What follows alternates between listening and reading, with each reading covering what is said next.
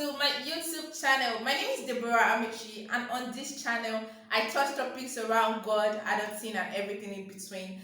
And today, I'll be doing something quite amazing. But before I go on, I'd love to say this. If you're subscribed, thank you for subscribing. If you are new, thank you for coming. Make sure you hit the subscribe button before you leave. Make sure you hit the thumbs up button, because when you do all of this, you help my channel grow. Yes. So without further ado, let's get into the video proper. I am going to be reviewing ZIKORA, the short story, written by CHIMAMANDA NGOZI Adichie. My WCW, the greatest of all times as long as I'm concerned in African literature, African westernized literature, the foremost feminist I know. Like, I know that there have always been feminists before now, but she made feminism so simple. Like, she broke down the concept. It wasn't all about textbooks anymore. It was about real life when Chimamanda came into the picture. So without further, I know I've said this before, but without further ado, let's get into the video proper. So ZIKORA is a short story written by Chimamanda. I've said that before. ZIKORA is a short story, but before I tell you about the story, I want to point out some facts about the book. First, it's a short story. It's not a book. It doesn't even. I don't feel like it qualifies for a novella because it's less than 50 pages. Second of all, Chimamanda did a magic again. You know that stuff she does when she starts a book from the middle or almost at the end, then takes us back to the beginning, then bring us back to the end. Do you understand? So she wrote it with a normal style. What else? As always, this she really broke societal tables in the book. So what's the book about really? ZIKORA is about a young Nigerian bred female, who happened to go to school in America and became a successful DC attorney, fell in love with another successful DC lawyer, and this lawyer's name happened to be Kwame. Kwame was born by an immigrant Ghanaian father and an African American mother. Kwame is when they say, they didn't describe him as tall, that can answer me in the book, but all of his characteristics, like somebody who is patient, childlike, boyish, like funny, all those kind of things that girls like to hear.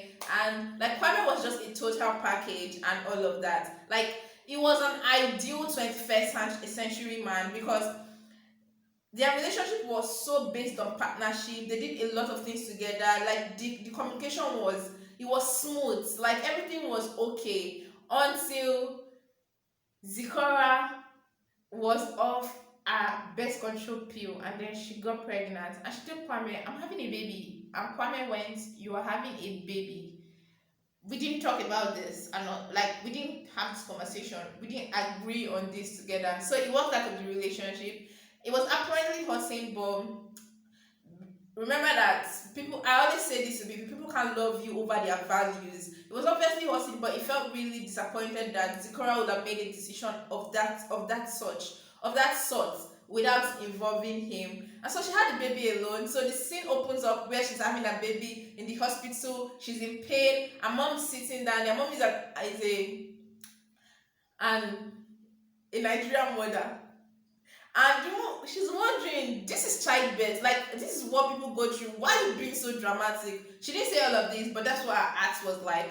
And ZIKORA there's always been a sort of bad blood between her and her mom since she was a child. That's because of her childishness and all of that. So somehow, the scene proceeds on where she got, I've forgotten the name of what it's called. She got an injection to help easing up the labor, and she had a baby. Her father called. She spoke to her father's other wife and all of that. Then they went back home. While she was there, she was still trying to reach the father of her child, and this time around he dialed a number, and then he went back home and she was with her mom. Now, other things that transpired in the book: ZIKORA's father actually had to marry another wife because ZIKORA's mother could not have a male child after ZIKORA, and apparently it appeared that he loved his second wife more than his first wife because he was more He was more like himself with her and all of that. And Zikora was so forgiving of our father, like never showing up,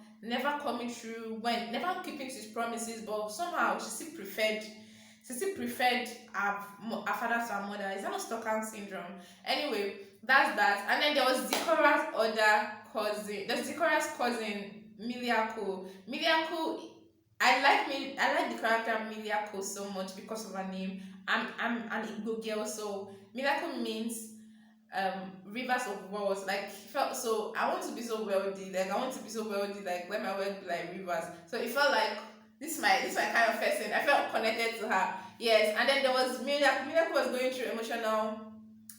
She was going through emotional abuse in her marriage and all of that. Yes. So what else? What else? I don't want to tell the story of the book so much, so you can grab a copy and read yourself. But I'd like to point out some subject matter that the book tackled. The first subject matter that the book tackled is career. Like, everybody in the book was on top of their games career-wise. It felt really good to me. It felt encouraging to me. And that thing it tackled was the universal unexpected expectation people have of the feminine gender. Like, the fact that you have to be poised, you have to endure pain with grace, and don't show too much. Like, don't flinch, don't flinch, don't you have to carry yourself and start up yourself and all of that. And this is seen to play in when Zikora was having a baby, and when Zikora's father had another wife, and then Zikora's father's sister was like, you are the first wife, there's nothing to lose and all of that, like, maintain yourself. And I'm like, okay. The other subject matter that the book treated is individual reality. The fact that everybody is different, and you can't just expect people to act some certain kind of way because they love you or something. Like, people have their individual reality. This is played out when Kwame actually walked out of their over 2 years blissful relationship because of one single decision. And then another subject matter in the book, the last subject matter I want to talk about in the book is the danger of a single side story. So in the book, there was a point where Zikora was telling Kwame about a presentation she had in law school of how she was talking about property right, African traditional property rights, and she had to like make mention to her mom of how her mom had to permit her dad to marry another wife because he had to have a male child to carry on his wealth and all of that. And then somebody was like, that's ridiculous. Your father obviously doesn't love your mom to have made that decision. It's not about the child or not. And she was like, no, this is a common practice in Africa. My mother's case might not be peculiar to you, but it's not uncommon and it's not abnormal. Yes, so this is basically all that I got from the book. Oh, I have more, but I don't want to share. So have you read the book? Will you read the book? Tell me what if you've read the book. Tell me your favorite scene in the book, your favorite character, and the lesson you picked. If you've not, please go and read the book and come back and share your findings, share your story in the comment section. Please make sure, let's continue this conversation in the comment section, please. Thank you so much, guys, for watching this video. I love you so much, and I'm still Deborah Amaechi. Bye bye.